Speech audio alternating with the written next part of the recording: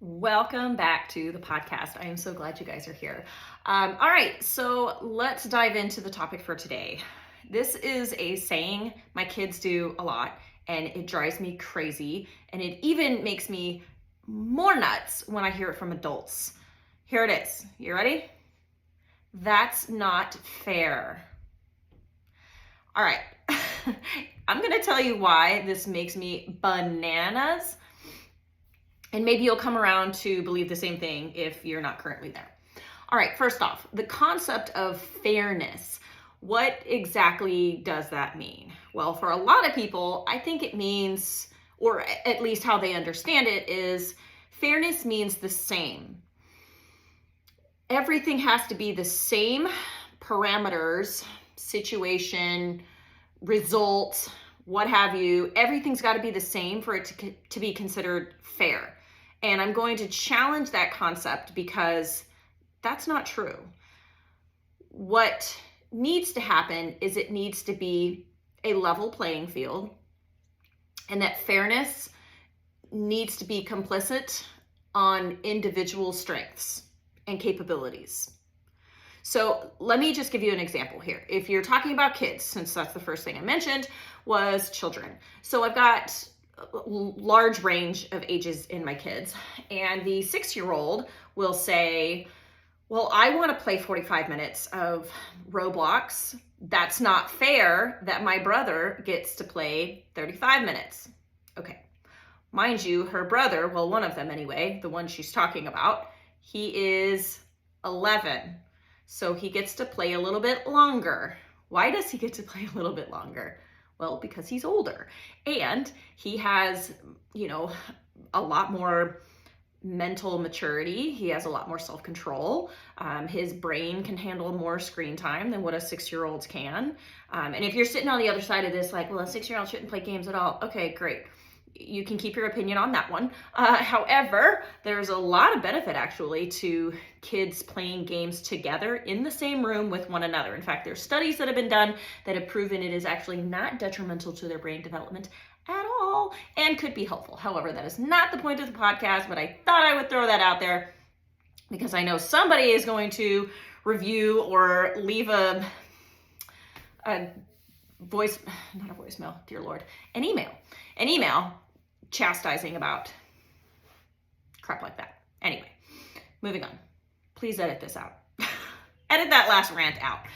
Okay, moving on.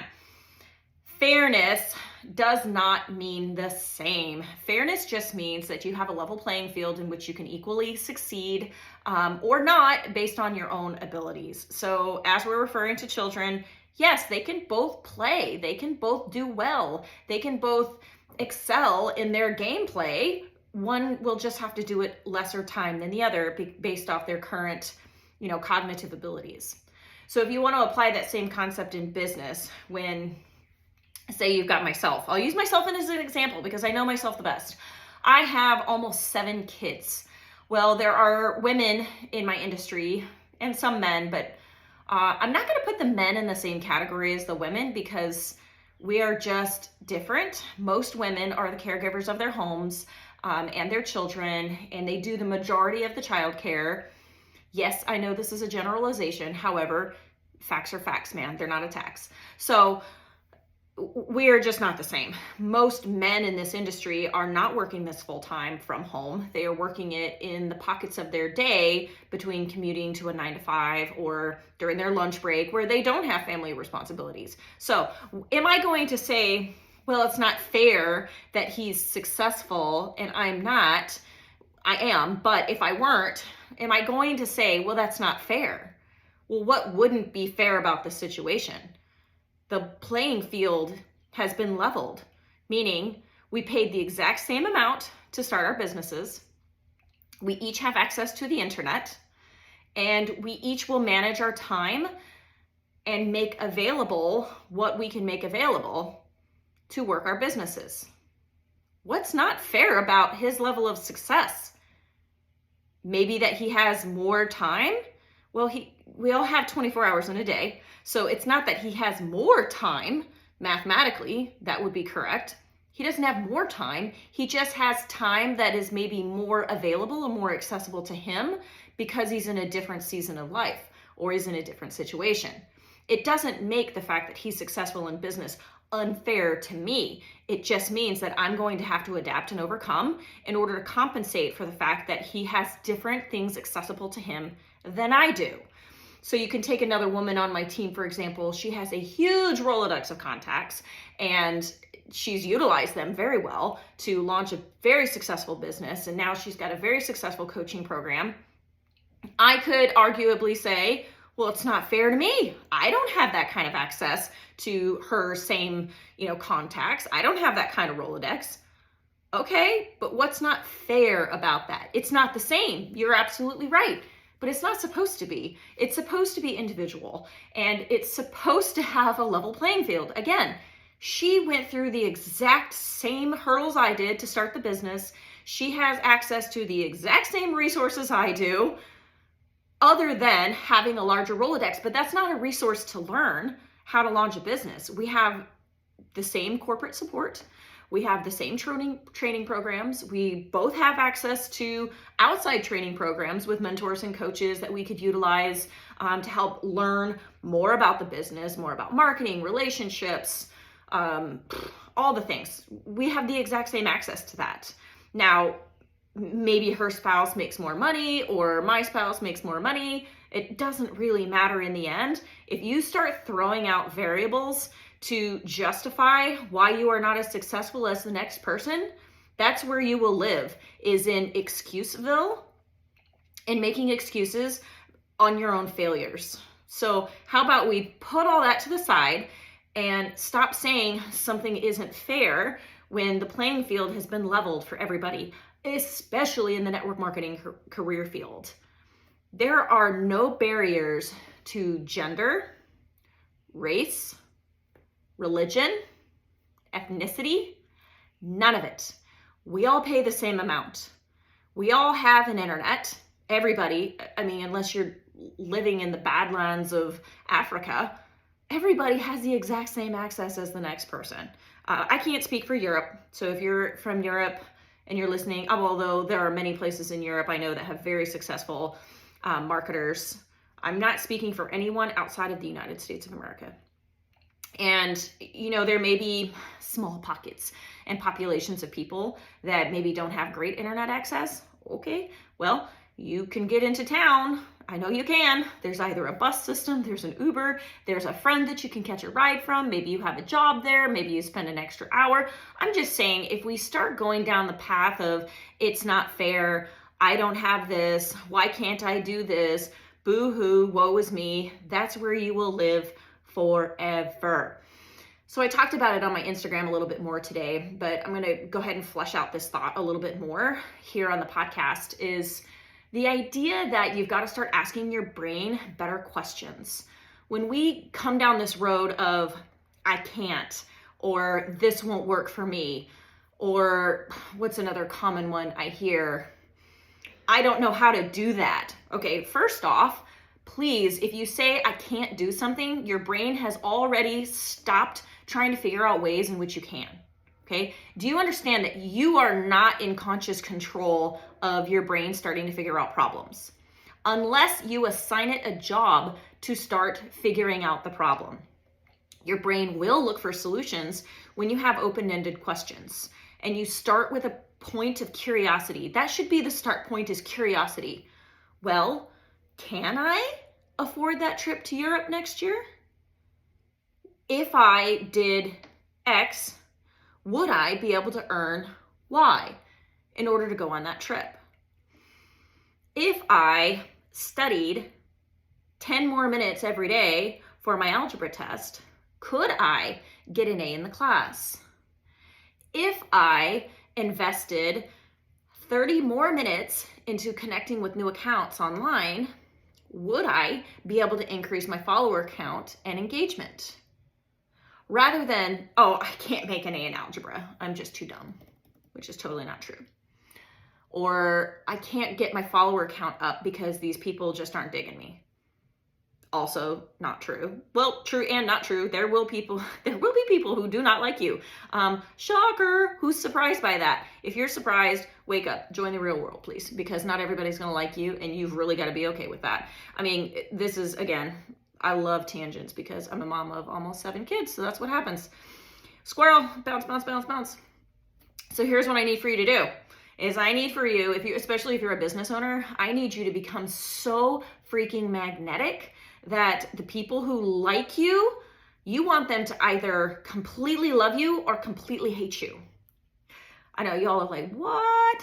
I need for you to be so divisive in your clarity when you reach people that you have a cult-like following of admirers or people cannot stand you, and then let them come around to be the people that start asking you, well, how did you do it? Well, now I'm curious. I kind of want to know more. Man, I kind of hate that she's all up in my face about this, but I kind of like it at the same time. So there is no more conversation regarding what isn't fair, why you're not successful, why he or she is more successful than you, why you think you can or can't do something. That has to stop today, or you will literally never, ever, ever, ever be successful. You have to start asking better questions. How can I do this? Is there a way I could accomplish this goal? And if there were, what could that look like? This is called reverse engineering. You take the outcome you desire and then work backward. What could that look like for me? Fitness, okay? I love me some fitness. Do you follow me on Instagram? I am posting my gym stuff all the time. Love me some fitness. Almost a little too much. We're being totally honest here. I want to gain 10 pounds of straight lean muscle, okay? This is an example. However, yes, that would be fabulous. The more muscle, the better, in my opinion. All right, so I want to gain 10 pounds of lean muscle. Am I going to say, oh my gosh, I can't do that. I can't do it. Well, that's how you start, then yeah, exactly. You're not going to do it. So let's go ahead and start with the end in mind, okay? We're going to start with that 10 pounds of muscle. What would I need to do to accomplish 10 pounds of straight, lean, clean, bulking muscle? Well, first, which one do you want to start with? Do you want to start with diet or do you want to start with fitness? Because both are going to play a role in this, and I would argue that diet is actually going to play a greater role than the actual fitness part. But let's go ahead and start there, the diet. What would a person need to do in order to clean bulk 10 pounds of lean muscle in, let's say, 3 months? 3 months is a really good conservative plan for growth in almost anything, right? You need to get it. And what else is 3 months? 3 months is a season. So when people say this is just a season or give it a season to flesh out, they're meaning somewhere between 3 and 4 months. Okay, that's the time frame. So 3 months, 3 to 4 months, we're going to work on this. Let's start in the kitchen. What might we need to do? What do you know about muscle building? If you don't know anything about muscle building, well, hello, Google, look it up. There is not a shortage of information on what you can do to build muscle, but since I do know, I'm going to go ahead and give it to you. You're going to want to start with increasing your lean protein. Maybe throw some BCAAs in there and perhaps supplement with some creatine. Those will help increase lean muscle mass. You're also going to have to cut out the junk. If you are eating crap foods multiple times in a day, I'm not talking about the occasional treat. I'm talking about, oh, I think I'll have some Pop-Tarts for breakfast and maybe a little snacky snack of ice cream sandwiches in the evening. Blah, cut it out. You're not going to reach your goal if you're doing that kind of stuff. And any article will prove the exact same thing. So first, diet. Okay, we're going to have to increase our protein. We're going to have to increase the quality of our protein. So lean meats. And, you know, if you're vegetarian, I'm sure there are other vegetarian options out there. I'm just not, so I don't know them readily.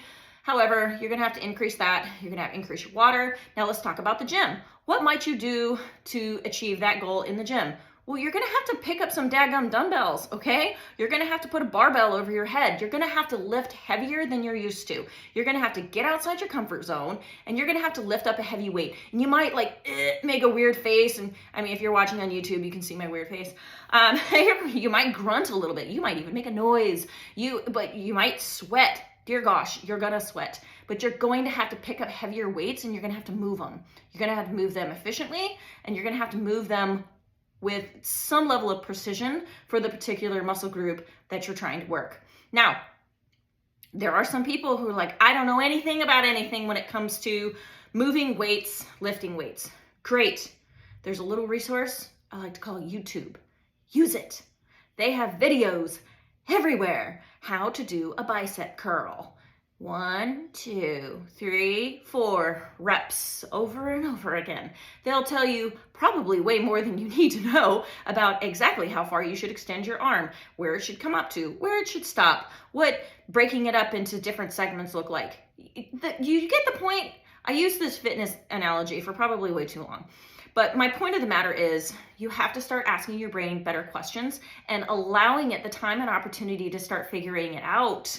So don't just say, I can't do something and leave it at that. You've got to say, well, how could I? If the answer doesn't come immediately, like take a beat, sister. Give it a minute to try and figure things out. How could I promote to director in the next 3 months? How? Okay, well, I'm going to start with the end in mind. I need another builder leg. They have to have so many people on their team. I have to have, X amount in overall team volume, and I have to have 2 people promote to a certain rank, and then have 4 people that are all selling about this much per month. Okay, now I know what I need to have. Let's look at what I do have. Well, I do have this many people doing this volume, so on. Okay, now I know what I do have. What do I need? Okay, well, here's what I need. I need it. You just go down the list. Okay, well, you've broken it down now. Everything has been segmented into exactly what you need to accomplish the goal. So then you just execute. You just do the damn thing. As soon as you know exactly what you need to do in order to reach the end goal, you just start executing. If you need a new teammate, dang it, go find a new teammate. Don't have to be too picky, because I'll be frank with you, at this point in business, what I've learned is people are going to do what they're going to do. You coach the people who are coachable, hungry, and willing to learn. Everybody else, you direct them to the resources, you smile and wave. Hey, I see you over there. Go ahead and do your thing, girl. I'll be here when you're ready. Everybody else, you can coach more closely. If you spend all your time asking questions of people who don't ask questions of themselves, you're going to be disappointed every single time. Your introspection is not going to rub off on somebody who isn't coachable. Woo! I feel like I made a really potent point, so I'm going to pause for emphasis. Don't spend your time on people that aren't coachable. Don't spend time with people who aren't as hungry as you. And don't run a race with somebody who also doesn't want to win. And damn sure, don't make sure that they're your partner. I mean, group projects, anybody?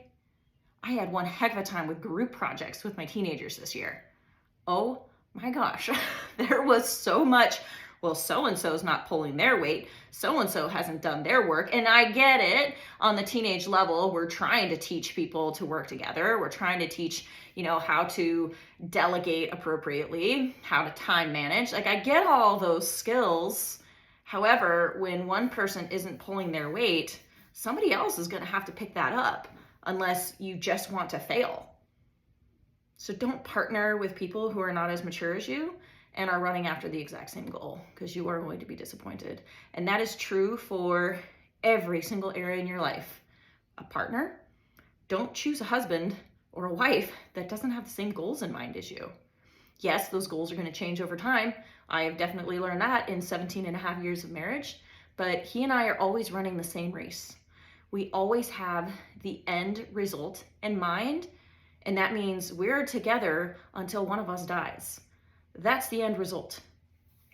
And not just to be together, but to be together and be happy. So when I choose teammates, we have a discussion. Hey, are we running the same race here? It's not like you're not welcome on the team if you're not. It just means that I'm going to coach you differently. It means that you're not going to be on the runner's call. Like, why would you be? You don't want to run. Why would I make you run when you don't want to run? I'll welcome you in. When it comes to choosing, somebody for a group project for your kids, tell them, don't choose your friends unless your friends are running at the same rate as you. Choose the people who have the end goal in mind. I want an A on that project. Well, so do I. Fantastic. Looks like we're going to be a pretty decent fit. We both want that end in mind. So now let's reverse engineer what we need to do to make the end happen and start asking ourselves, how can we collectively get an A on this project? And then you figure out which parts each of you do, and you work collectively, not fairly, but you work collectively on those individual parts.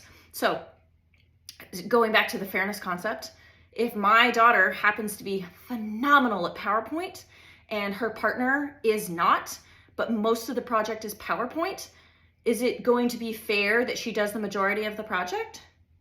Yes, it will be. It's not going to be the same. He is not going to have the same level of work as she does, but it will be fair because that's where her time and her talent is. He will have to pull the weight on something she is not so good at. So maybe he's a fantastic artist and he's going to be doing some drawings, which will maybe be less in volume, but end up taking more time because it has a little bit more precision than what a PowerPoint will require. Was it fair? Was the delegation of the project fair in the end? Of course it was fair. It was fair because they were both working toward their individual talents and they both produced a result, got an A on the project. They got the end goal. They accomplished it. So yes, it was fair. It is absolutely fair that my 6-year-old does not play as much video games as my 11-year-old or my 15-year-old or my 13-year-old. Yes, it is absolutely fair because they're different ages and different cognitive abilities. It is 100% fair that I am where I am in my business because I have different time and energy constraints as somebody else. It's not the same. I am at a different stage of my business than everybody else in my company. It doesn't make it not fair. It just means it's not the same. And that is totally okay. Thanks for listening today, and I can't wait for you to go. Please leave a rating for the show. Leave a 5-star review if you loved it. If you didn't love it, then don't leave a review. If you absolutely love it, do share it. That helps the podcast get seen by other people. And can't wait to catch you on the next episode. Ciao, guys.